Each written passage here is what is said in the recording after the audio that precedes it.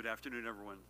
Thank you for bearing with us on a different time and running a couple of minutes behind today. I'm joined by the woman who needs no introduction. To my right, the Commissioner of the Department of Health, Judy Persicelli. Judy, the state's epidemiologist, another familiar face to her right, Dr. Christina Tan. Great to have you, Doc. The guy to my left who needs no introduction, State Police Superintendent Colonel Pat Callahan. Jared Maples is with us, the Director of the Office of Homeland Security and Preparedness. Again, good afternoon. This is, we're in the midst of what has been a busy day. I was honored to be in Montclair this morning to swear in its new mayor and a dear friend, Sean Spiller. I take my hat off to Sean and the new members of council, 3 incumbents who were reelected and 3 new members there. And just prior to this, I joined legislative leaders and legislators, educators, and other folks to enact into law much needed reforms to the way that health care is provided to our educators and education support staffs. And these reforms, it's sort of one of these win-win-wins. These reforms will save both them and our property taxpayers hundreds of millions of dollars without sacrificing at all the quality of the health care. So all in all, so far, it's been a good day for our state and our future.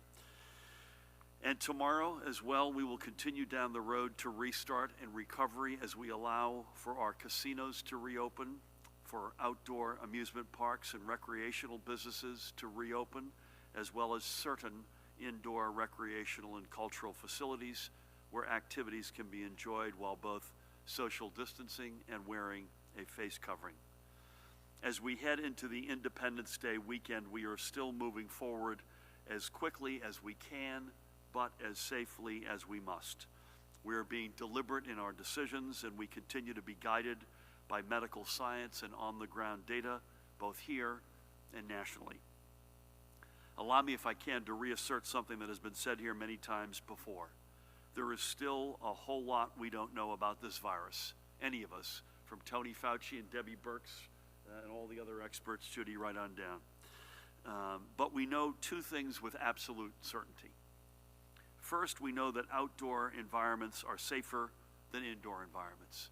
We've said that time and time again. And that is why, as of tomorrow, nearly every type of outdoor activity will have been green-lighted to resume. And secondly, we know that wearing a face covering is safer than not wearing a face covering. This simple reason is why, as we have gradually allowed for the restart of indoor activities, we require face coverings, whether it's in a retail shop, a house of worship, a recreational facility, say like a bowling alley, or a cultural center like a library or a museum.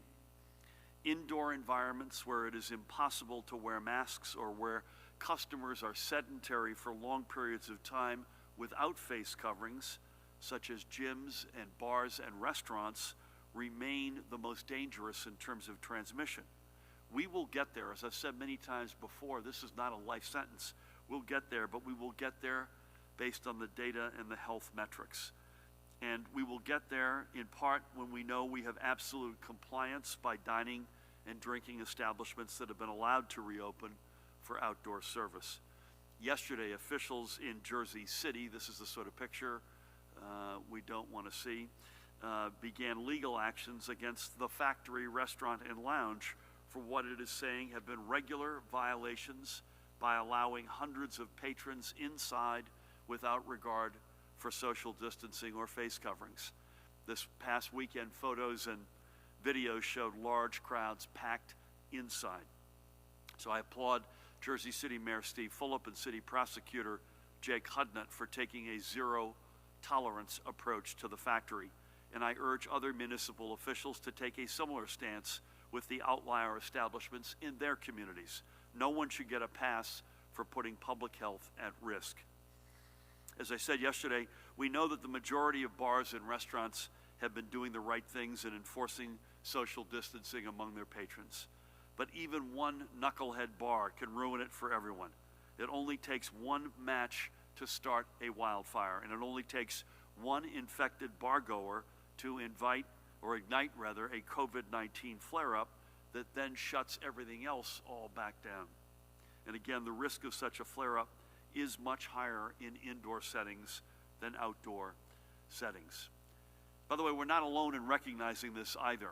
You may have noticed, look at our neighbors, you may have noticed earlier this morning, New York City indefinitely postponed the reopenings of restaurants for indoor dining. Yesterday, Philadelphia indefinitely postponed its resumption of indoor dining. Delaware indefinitely halted bar service at its beaches. And as Dr. Anthony Fauci said clearly yesterday, congregation at a bar inside is bad news. And I quote Tony with that. We have done collectively, you all most importantly, we've done tremendous work at putting New Jersey at the top of the nation in terms of our response. Last night, CNN reported on the latest data from Johns Hopkins University, which showed us as one of only 2 states in America, alongside Rhode Island, to record a week-over-week reduction in new cases of 50% or more. And the trackers, similarly, at COVID Act Now, and we've shown you this before, a national consortium of researchers and healthcare experts rank us as one of only 4 American states currently on track to contain COVID-19. You can see that the states in green, it's just us, along with New Jersey, along with New York, Connecticut, and Massachusetts. We want to stay in the green. We must stay in the green. We know all too well what it's like to be in the red. We were there, and that was as painful as it gets.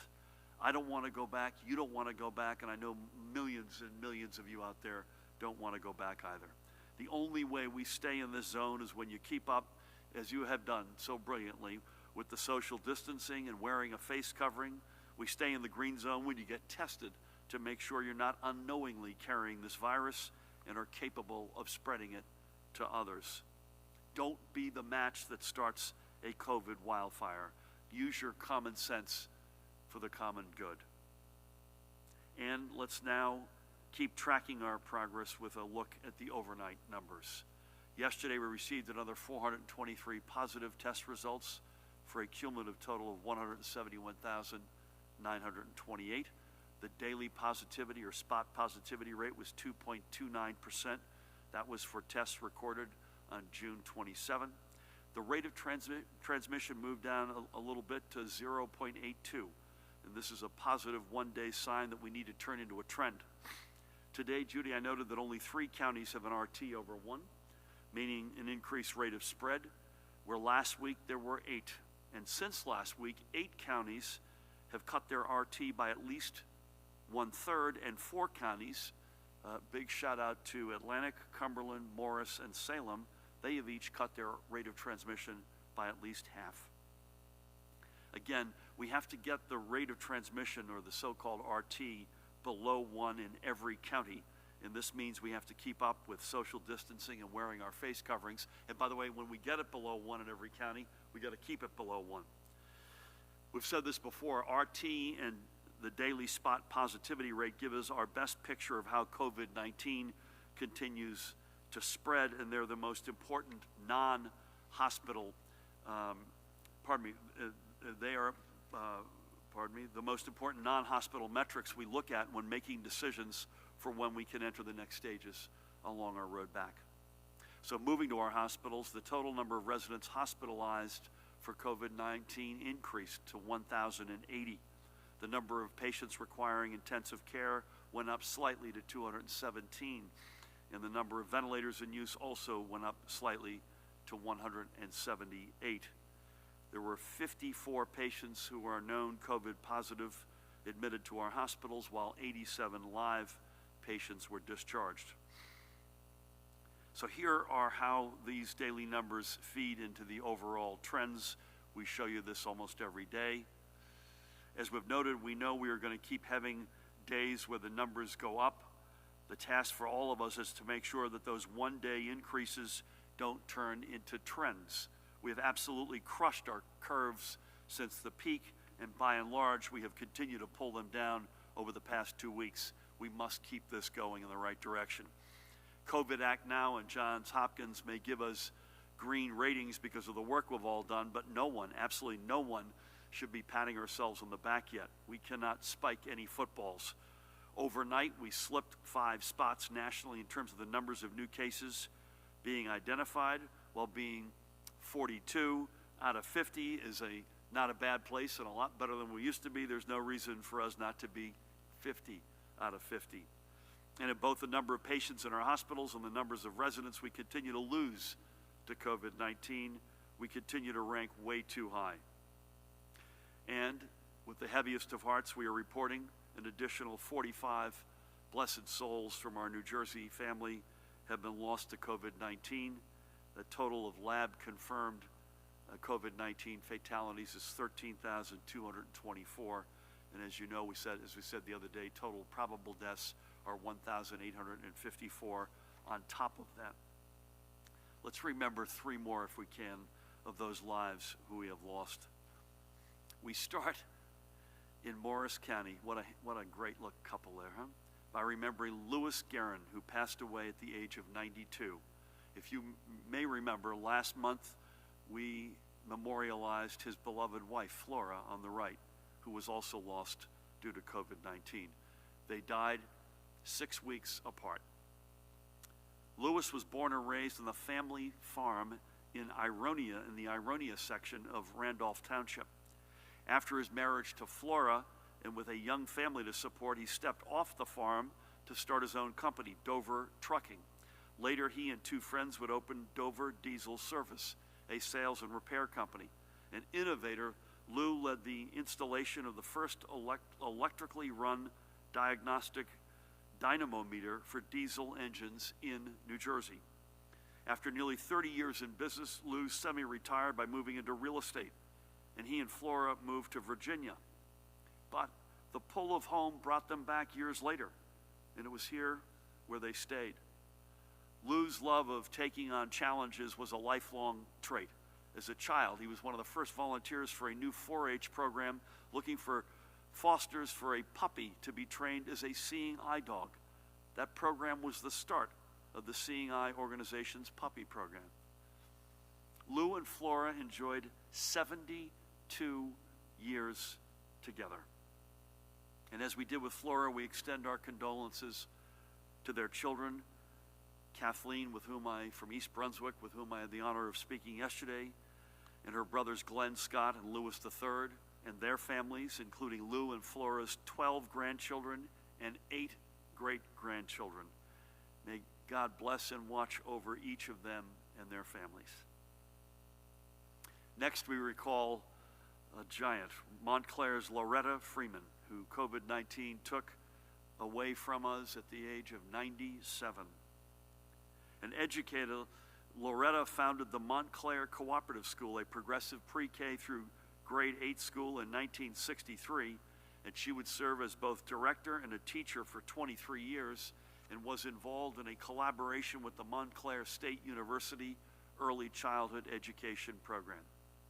She was a tireless and lifelong advocate for social justice and led the Montclair chapter of the Women's International League for Peace and Freedom, and in the late 1960s, she led the fight for fair housing on the street where she and her husband Larry were raising their 2 sons, Stevens Street, by the way, by going door to door to persuade neighbors not to sell their homes to real estate prospectors who were threatening its diversity. What courage, huh? Unbelievable.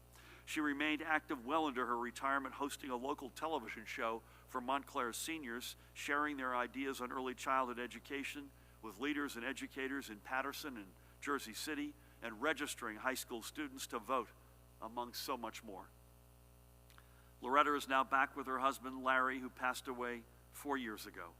She leaves behind her sons, Jim, and I had the great honor of speaking with Jim. He's now in Brooklyn, and her other son, Scott, and their families, and her business partner and best friend, Sylvia, with whom I also had the great honor of speaking. A tremendous life of service. Thank you for all you did, Loretta, and God bless you.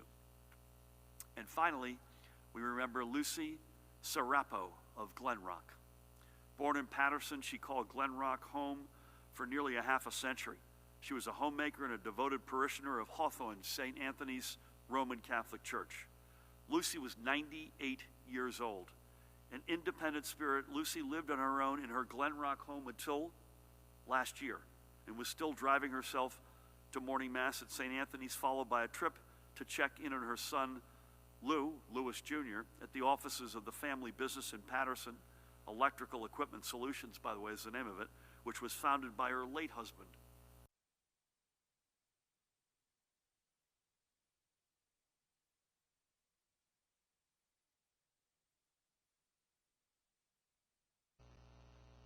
She leaves behind Lou, with whom I had the great honor of speaking yesterday, and his wife, Arlene, and her grandson, Alex, and they live right next door to where she did, there in Ridgewood. Lucy is now reunited with Lewis, who passed nearly 20 years ago, as well as with one of her sons, Gerald. And I am sure she is hosting a beer glass with them. By the way, her son Lou said to me, as they were growing up, she used to preach two things to them. And he said, I never thought in my life it would come full circle, and this is what we all would be hearing and being preached to us now. She always said to them, remember, always have an open window and wash your hands with soap. And boy, are we not saying the same thing today. There's nothing new under the sun, folks. The more things change, the more they stay the same, as they say. So we hoist our beer glass to you, Lucy. May God bless and watch over you, your husband, your son, and your family back here at home. Lou and Loretta and Lucy are our daily reminders of the toll of COVID-19. They were leaders in their communities and within their families. They personified the spirit and essence of New Jersey, innovative, compassionate, and guided by faith. And they are all gone because of COVID-19. I know everyone is anxious to get back out and try to return to life as it once was. Believe me, so do I. Tomorrow, our restart takes another big step. But for us to continue down this road back, everyone needs to be an example of personal responsibility. It isn't up to some of us to beat COVID-19. It's up to every single one of the 9 million of us. We have to keep up with social distancing. We have to continue wearing our face coverings. No one, absolutely no one, especially our younger residents, can be lulled into complacency and think it's okay to crowd around bars without any regard for those around us. That is how we backslide. That's how we get pushed off our road back. We have worked too hard over the past 3+ months to get on that road back. Don't be one of the folks who jerks the steering wheel and sends us back off that road. You've been extraordinary, folks. Keep it up. We must keep it up. Look at what's happening and burning in other states right now. We have them in our prayers. We hope for a speedy resolution. We know their pain because we lived that once. We cannot live that hell again. So, before I turn it back over to you, Judy, I want to remind folks to go out and get tested one more time. Go to covid19.nj.gov/testing to find a testing location near you, and then go out and get it done. Know for yourself, for your family, your friends, and your community if you're carrying the virus. The more you know, the more we can all pull together to win this war. One final word on testing, although I just got a great update from Pastor Wilson at St. Matthew's AME with another sort of summary of the amount of tests they've done, which is really extraordinary. I want to give a special shout out also to another dear friend, Assemblyman Joe Danielson, who organized testing in Franklin Township in Somerset County this past weekend, and they recorded more than 700 tests. Finally, I want to acknowledge that today is the last day in office for a colleague of ours, Commissioner of the Department of Education, Dr. Lamont Repillette, who will be taking over the presidency of Keene University.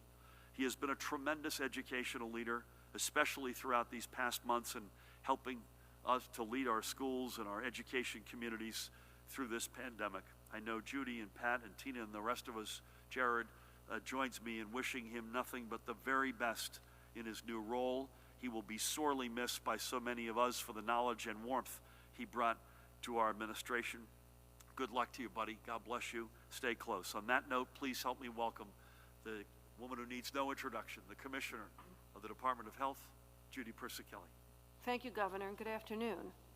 Well, this week, national health leaders have shared some sobering news about the spread of COVID-19 in our country.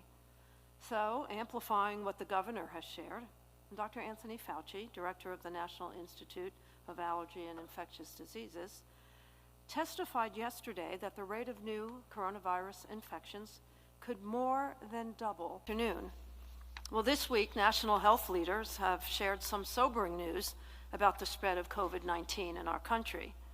So, amplifying what the governor has shared, Dr. Anthony Fauci, director of the National Institute of Allergy and Infectious Diseases, testified yesterday that the rate of new coronavirus infections could more than double to 100,000 a day if current outbreaks were not contained. He cautioned that even parts of our country that are doing well are vulnerable. Dr. Ann Suchat, Principal Deputy Director of CDC, said earlier this week that coronavirus is spreading rapidly and broadly. The message from these leaders is that we are at risk of endangering all the progress we've made in the past 2.5 months to flatten the curve. I feel strongly that it's better to be cautious now than sorry later. The rapidly increasing cases in other states are concerning, informing our decision to pause things like the opening of indoor dining. Indoor dining is riskier to residents, more riskier than walking in another indoor space such as a mall. The typical shopping mall has very high ceilings, promoting and assisting air circulation and ventilation. In a mall, social distancing is easier to achieve and maintain, and it is easier to require customers to wear face coverings while shopping. In a restaurant, the customer is sitting in the same location for a period of time, in some cases with lower ceilings, reduced ventilation, and most of the time would not be wearing a face covering. Additionally, people tend to linger longer in restaurants, so the duration of exposure is increased. In April, the CDC shared a study of an outbreak linked to indoor dining in China. An asymptomatic individual dining at a restaurant led to 4 people at the person's table, later testing positive for COVID-19, as well as 5 additional people at neighboring tables, which were about 3 feet apart. The time the families overlapped in the restaurant was 50 minutes to 70 minutes.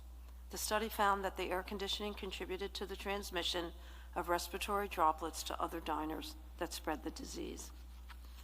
We are seeing outbreaks in other states connected to restaurants and bars. For example, one restaurant in Michigan was linked to more than 100 cases. Increasing studies show that COVID-19 virus thrives in enclosed spaces where people are close together for prolonged periods of time. Dr. Fauci noted that drinking inside bars is the most dangerous action individuals could take at this time. The more an individual interacts with others and the longer that interaction, the higher the risk of COVID-19 spread. In a restaurant or bar setting, the lowest risk option is getting your food via drive-through, delivery, takeout, or curbside pickup. Dining outdoors with reduced capacity and at tables spaced at least 6 feet apart is slightly riskier, but if managed, should be fine. And of course, the greatest risk is indoor dining with no restrictions. We need to be cautious as we move forward with reopening our state. Although you may not be in a high-risk population, you can easily transmit the virus to someone who is more vulnerable. Young people have been spared from severe COVID-19 illness, but although you might not feel sick, you could be igniting an outbreak in your community by not adhering to social distancing, wearing a mask, or other precautions.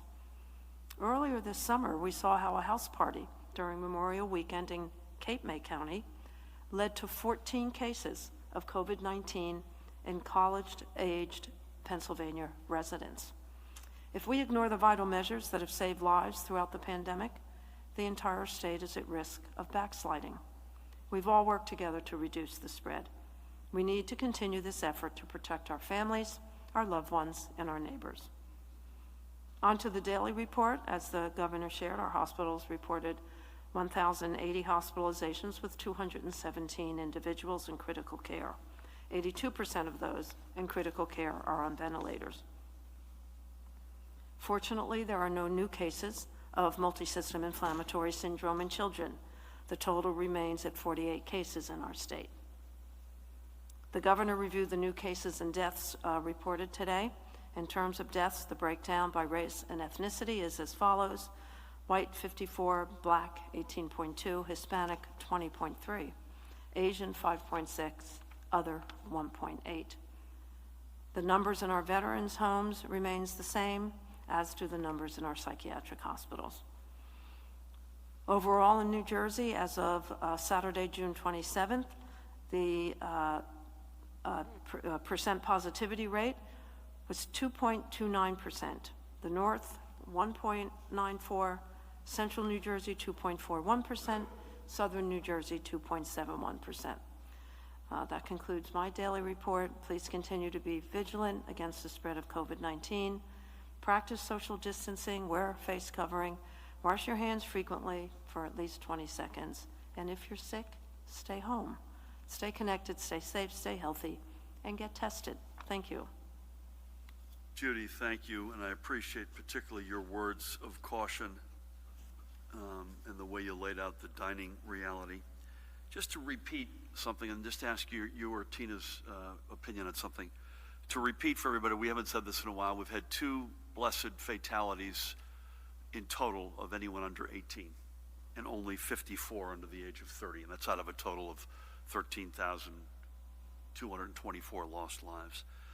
And again, 65 and older continues to be the enormous bulk of the lives lost. 79.6% of the lives lost are 65 and older.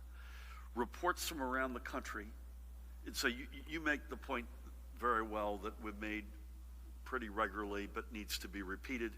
Even if you're asymptomatic, even if you're in great health and the virus doesn't take hold with you, you may well be passing this, right? So that's something we've been hitting hard from day one. Mm-hmm. But if you look at other states right now, you're also seeing an alarming increase in hospitalizations of young people. Yes. Any observation as to any sense of that? Is that because that's a more likely demographic, for instance, in a crowded bar or crowded restaurant indoors? Well, the risk for developing severe illness, as Governor, you mentioned, still relates to underlying medical conditions. And with every decade of age over 65, there's a much higher risk of severe complications. But again, we do know that those severe complications and death have been ascribed to younger individuals. We don't know the circumstances around, the younger hospitalizations, but certainly, if you're seeing more younger individuals becoming ill because, for a variety of reasons, it's just a reminder that anybody is susceptible to getting ill with COVID-19 because there's still community transmission out there, but B, more importantly about the risk for serious illness and death. It's just a stark reminder that, we're not necessarily immune to that. Well said. Thank you for that, Judy. Thank you for yours. Pat, good to have you as always. What news do we have from the front? Thanks, Governor. Good afternoon. With regards to compliance, overnight in Livingston, a homeowner was cited for having a very large party and gathering, and in Bayside, a diner owner was cited for allowing indoor dining.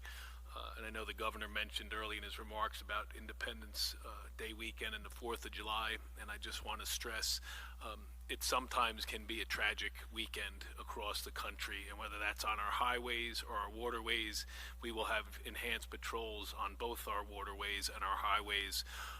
So as far as DWI checkpoints, and it's just with all the Ubers and other means of transportation, it just makes absolutely no sense in this day and age to get behind the wheel while you're impaired. So I just, as my public service announcement, I'll probably stress it again today. Let's get through this 4th of July weekend without any tragedies. Thanks, Gov.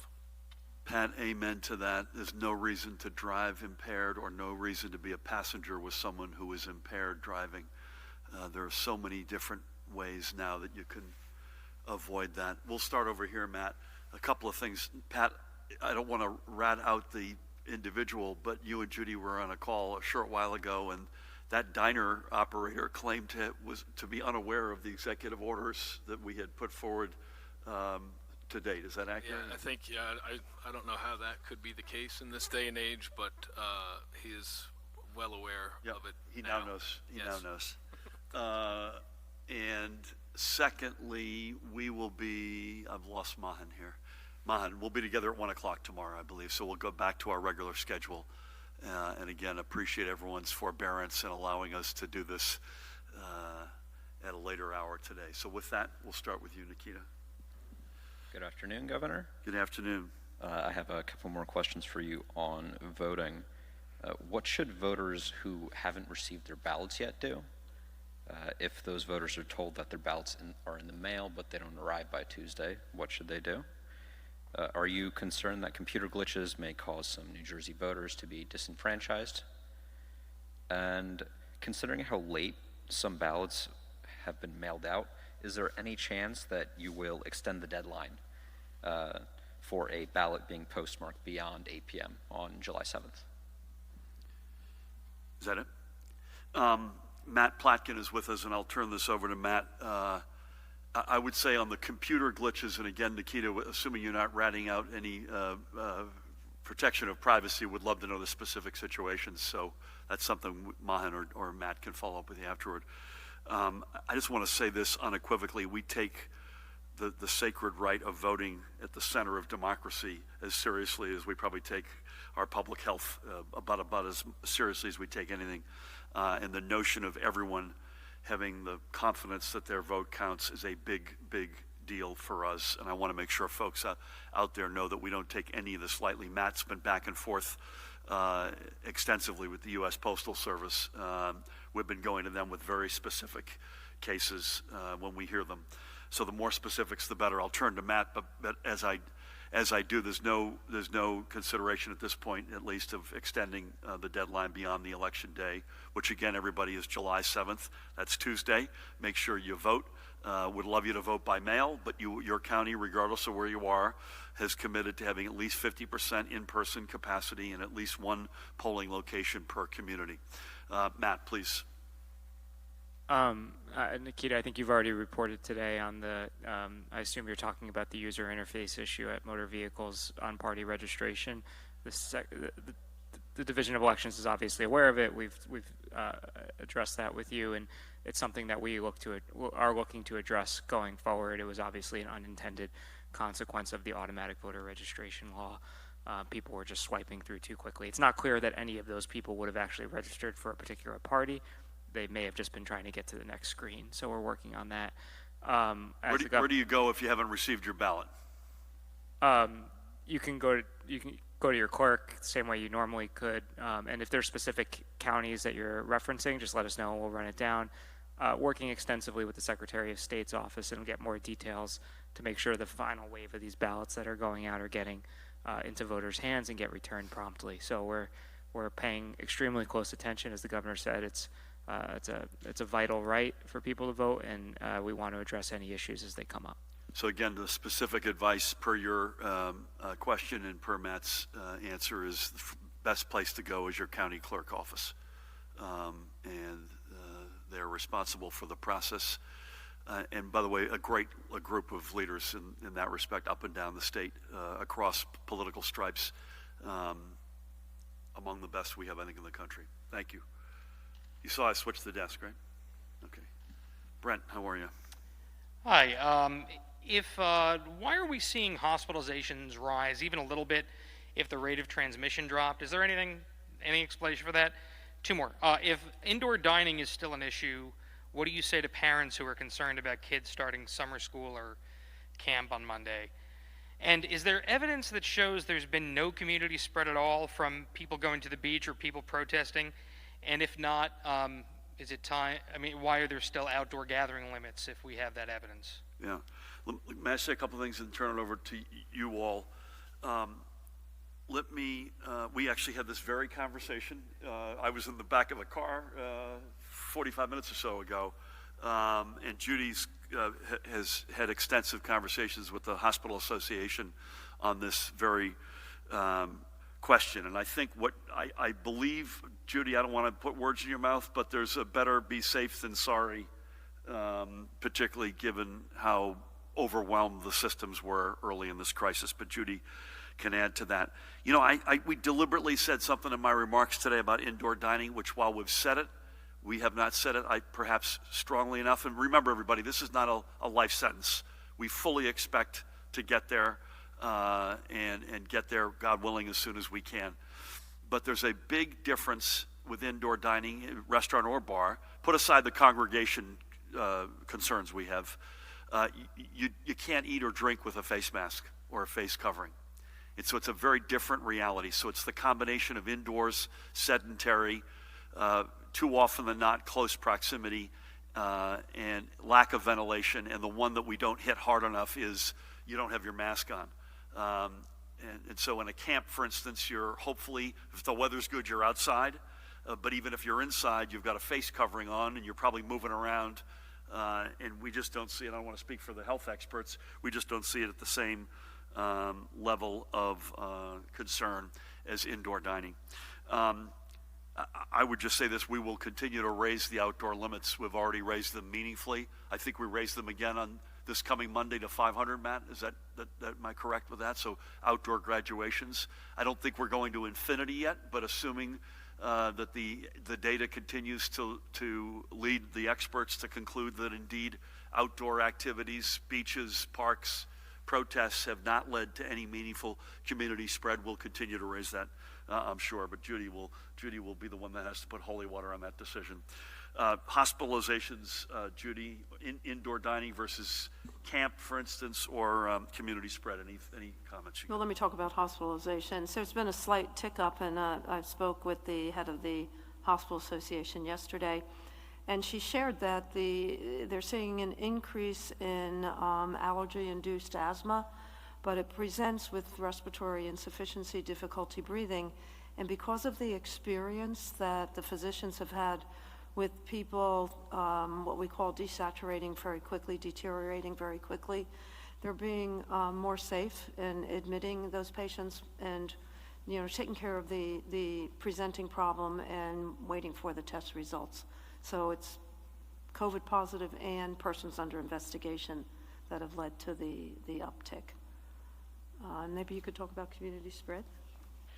So from the epidemiology perspective, we monitor epidemic curves, the disease onset over time.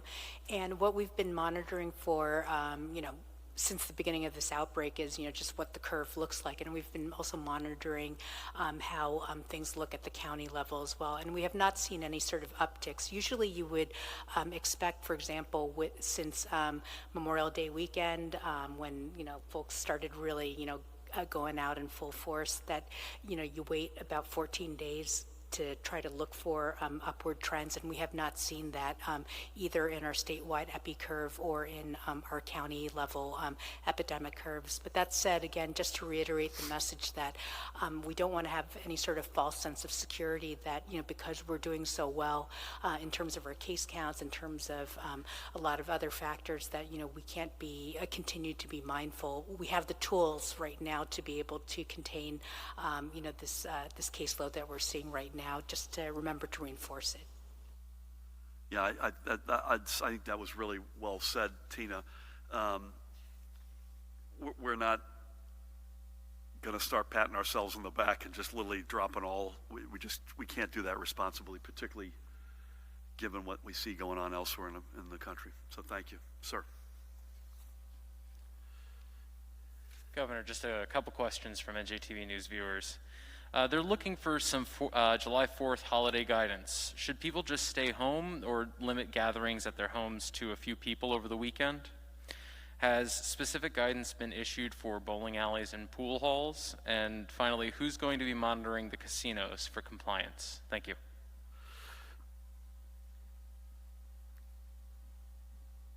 Bear with me. Personal advice on July 4th, but I'll take the experts on the other side of me here. Use your head. Better outside than inside. Getting a whole lot of people indoors concerns me. I suspect it concerns the experts. So avoid that. So if you don't have the option of being outside, I think you got to limit.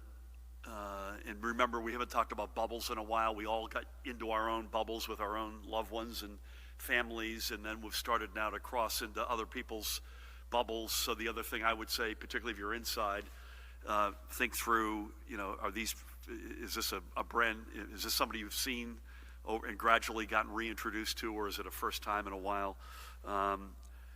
but celebrate our nation's independence. For all of our challenges, we remain the greatest nation on earth, and God knows we've got a lot of challenges at the moment, but do it responsibly. Bowling alleys are, I think you've got them, or they're coming tomorrow, so. Can we come back to that? I thought it was out there. And nothing personal to pool. I had focused more on bowling than pool, but we'll come back to you on that. Casinos, the good thing about casinos, first of all, the entities themselves will self-monitor. There's an enormous amount of protocols being put in place, including social distancing, sanitization, hygienic barriers, etc. So there's a significant amount of that. But the great thing about casinos, they're already the most closely monitored entities in our state, if not our country. And so the operators have been working really well with the unions, and that's a good thing. But there's an enormous amount of surveillance. And again, we have got to say this unequivocally. People have to have face coverings indoors. You just have to have them. You won't be let in, and if you don't have it on when you're in, you're going to be asked to leave. Anything you want to add to July 4th rules of the road, Judy? You going to be outside or inside? Outside. Judy's going to be outside. That's a more important answer than any answer I could give you. Thank you. Sir, you're good? Anything for you? Hold on one sec. You're good? Okay, no problem. Dustin, how are you? Good afternoon. Afternoon. Does the health department have anyone stationed at Newark or Teterboro airports to advise incoming passengers about quarantine rules, which states are subject to quarantine, and any other relevant information? On the state park language in the budget that you signed yesterday, doesn't that open the door to privatization and development at the dozens of state parks? And why did you decide to approve that language despite the protests of lawmakers and environmental activists? Will you take any executive action to assure that projects to monetize open spaces, such as the golf course expansion at Liberty State Park, don't go forward? How prepared do you think hospitals are in terms of PPE, testing, medication, and staffing if there's a resurgence before the fall brought on by the experience of other states? And then a question from the press of Atlantic City. There are reports that protesters are planning to shut down the expressway on Saturday, and there's a counter-protest by the pagans. How is the state preparing for this on the first weekend casinos are open? Thank you. Dustin, before Matt, you leave, I missed the question is, if you land at Newark, Liberty, or Teterboro, what was the question? Is there? If there's any personnel who are staffed there or stationed there to advise incoming passengers about quarantine rules and which states are. I don't know, Judy, that you've got people there, but the Port Authority obviously is read into this and is Yeah, I mean, we have alerts, and we're looking at having forms filled out by individuals that are traveling. That's all in the works right now. But by the way, folks are, for the most part, taking this seriously. So we don't have a whole lot of evidence that there's a lot of people getting on the plane from hotspots right now. It's something, obviously, Dustin, we're looking at.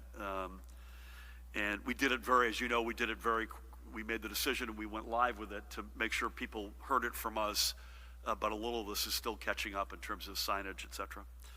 Listen, I want to say this unequivocally. Liberty State Park, like any other state park, is a treasure in our state, and it belongs to every family, period.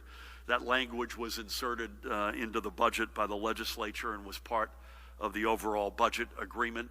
And by the way, these things, even in a normal, peaceful time, get done very quickly, and this was even more so given the extraordinary moment in our history that we're in. It doesn't specify any particular location, and it is permissive. It does not bind the administration to any action, period. And I will just say unequivocally, my administration did not and does not intend to use this language to pursue a solicitation for Liberty State Park. So that is that. I want to make sure I was clear on that. Hospital preparedness, we've spent a lot of time on this lately. I know Judy and Pat, George Helmy and others are coming up with the protocols of what we expect their preparedness to be, both hospitals as well as long-term care facilities. I'll leave it to them to talk about that, and I will leave it to Pat to talk about Atlantic City. This is something that we are aware of on both sides of that potential demonstration. So do you want to start with preparedness, Judy? And then, Sure. Pat, you can add anything to resiliency, and if you wouldn't mind talking about Atlantic City, 4th of July. Right now, every day at 10 a.m., we review hospital preparedness. We look at bed capacity, both ICU, what's available in ICU, what's available for med-surg. That's reported every 24 hours from 10 p.m. the night before. We look at their testing capacity and turnaround time of tests. We look at their inventory of drugs, particularly remdesivir, what we not only have at the hospitals, but what we have in the state stockpile. We look at their PPE. And we know both at the hospital and at the long-term care facility their stockpile of PPE, not only what they're using now, but what we'll need in the future. Including the discussion I know you all are having, how many months Yes. worth of supplies, PPE supplies, for instance, is a sufficient amount of resiliency. We're working on that now. Yeah, and that's something that there's a team on that as we speak. Pat, anything you want to add to that and or to Dustin's question about Atlantic City and Sure. Saturday? The only thing I'll add with regard to the hospitals and PPE is that we discussed it at yesterday morning's meeting, is our very first resource request for PPE for hospitals from FEMA still has not been completely met. So our logistics folks at OEM continue to receive until that's ultimately filled. So we're confident from both that resource request from FEMA and HHS, coupled with our efforts on our own procurement chains and processes, that we will be prepared, I should say, for the fall should it come back. With regard to Atlantic City, I met with our Operations Intelligence Commander and Investigations Branch Commander this week. We are very much aware of that. We will be prepared. We've worked with county and local, the municipalities with regard to what the magnitude of that's going to be, and we will be certainly prepared to assist to make sure that it is a peaceful protest and that the Atlantic City Expressway does not get shut down. Thanks, Gov. Thanks, Pat. I want to say, I'm not saying this to take a gratuitous shot at the long-term care operators, but I do want to repeat something. When you're having a conversation, Judy, with the Hospital Association, and it's on PPE, ventilators, testing, surge medical healthcare workers, medicines, even in the most desperate moments, that was a very constructive, open lines of communication and a high degree of cooperation across the board. And hats off to you for putting Sharif El-Nahal from University Hospital in the northern part of the state in central, and Amy Mansue in central, and Kevin O'Dowd in the south. And they were sort of the proxies for the regions. And listen, how could you say you batted 1,000, any of us, when this was raging? But and this is to the point on resiliency. The long-term care operators did not perform at that level. The performance was extremely uneven. I got this question yesterday again. Why did you all actually put COVID-positive residents back in the general community? And the answer is unequivocally, Judy put out black and white directives, and sadly we're not sure that they were always followed by all these operators. So I will now look to the future and say, as it relates to resiliency and PPE and having the supplies and the preparedness, we'd better see a heck of a lot better performance out of that community. The report that was done by the outside folks is going to help us in that respect, and I applaud your leadership for that. So I wanted to get that off my chest. The next chapter had better be with long-term care, a far better and constructive and productive chapter than the ones we've gone through. I'm going to mask up here as I say this. So again, thank you, Judy and Tina, Pat. Jared has taken Matt, Mahan, and the team. We'll be back, unless you hear otherwise, at 1 o'clock tomorrow. Mahan? Again, I want to say what I say every day, and that is thank you, folks. Overwhelmingly, whether you're an individual, a small business, a restaurant, a bar, a mayor who's monitoring your beach traffic, folks going to state parks, folks who are protesting. You've been peaceful, you've been responsible. We'd like to see more of these, Judy. Is that fair to say? We want to see more face coverings. But overwhelmingly, you've been fabulous. We just need to keep it up. We cannot let our guard down. If you look at other places in the country, in Arizona, California, particularly in that Imperial County in the south, rural California that abuts Arizona, Texas, Florida, we pray for them. We wish them nothing but a speedy resolution. But we can't let that happen to us. We can't go through hell again. We'll get a chance to talk tomorrow about the 4th of July and to wish everyone a fabulous and, to Pat's point, safe Independence Day weekend. But let's just allow me to underscore what Pat has already said. Whether it's a protest in Atlantic City, whether it's having fun with your friends, whether it's that backyard cookout, whatever it is, do it not just peacefully, but safely as we celebrate our nation's independence and birthday. With that, God bless you all and thank you.